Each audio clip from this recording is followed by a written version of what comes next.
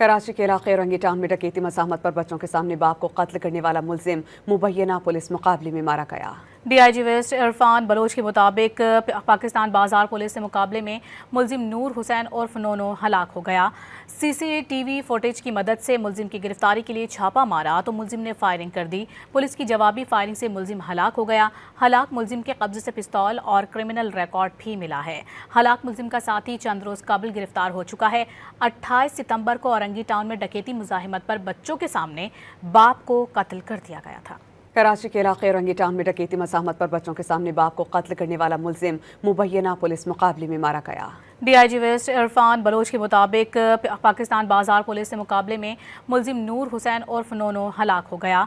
CCTV footage की मदद से मुलजिम की गिरफ्तारी के लिए छापा मारा तो मुलजिम ने फायरिंग कर दी। पुलिस की जवाबी फायरिंग से मुलजिम हलाक हो गया। हलाक मुलजिम के कब्जे से पिस्तौल और क्रिमिनल रिकॉर्ड भी मिला है। हलाक मुलजिम का साथी चंद रोज कबल गिरफ्तार हो चुका है। 28 सितंबर को औरंगी टाउन में डकैती मुज़ाहिमत पर बच्चों के सामने बाप को कत्ल कर दिया गया था।